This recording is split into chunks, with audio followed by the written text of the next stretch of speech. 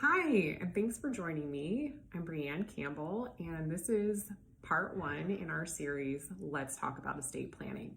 So today, in Let's Talk About Estate Planning, let's start at the beginning. So I think the very first question to ask is, what is estate planning? And it's surprising to me, probably because I talk about it every day and think about it every day and see it in action every day. It is surprising to me how many people do not know what estate planning actually means.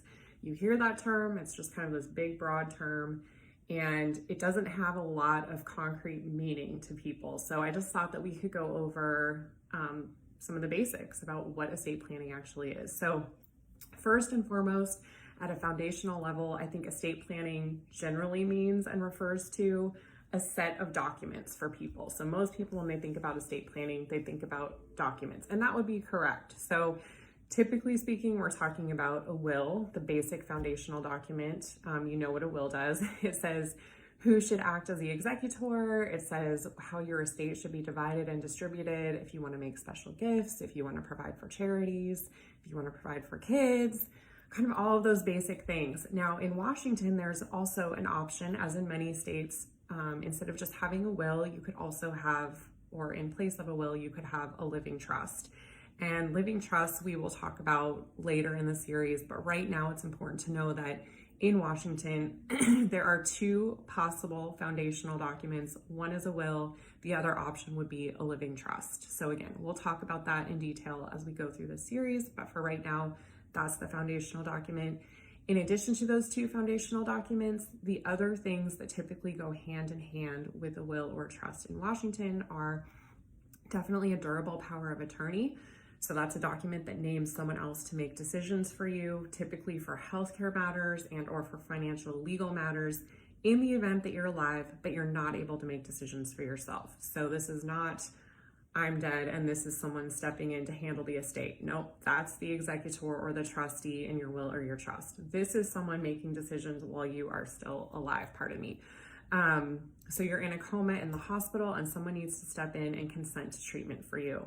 At the same time that you're in the hospital, your mortgage payment is due, and this person could then step in and sign a check on your behalf or make the payment on your behalf. So just those types of things. Hand in hand with that is a healthcare directive. So some people have heard that be called a living will. That's a document that lets you express your expression about kind of the final medical treatment that would be provided or not provided to you at the very end stages of life. So life-sustaining treatment in the event that you are not going to be recovering and you are in the dying process. That's a healthcare directive. And then we typically here do a statement about disposition of remains. So if you prefer cremation, if you prefer burial, if you're into the new kind of thing, composting, those are all options that you have. That would be another piece of the estate plan. Simply, it's not making the pre-arrangements, although that's a great idea. You don't do that through your attorney. You would do that through a funeral home or some other type of organization.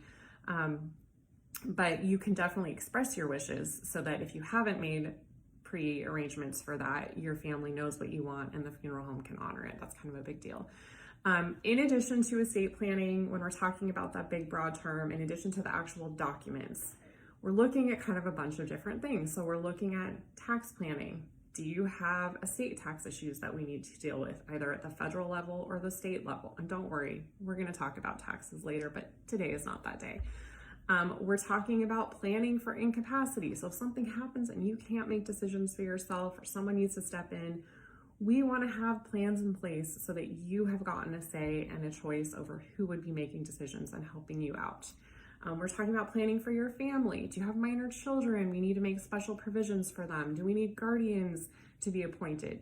Do you have people in your life who have incapacities of some sort, where they have a certain situation that other people maybe wouldn't understand and you need to provide differently for them than the law would provide without a will or a trust?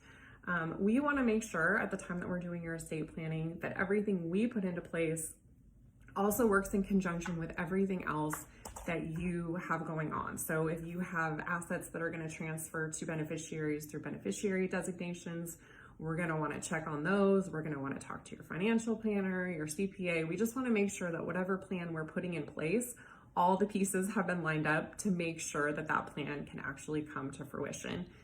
And again, we're going to talk about all this later. This is just a big, broad overview of what does estate planning mean.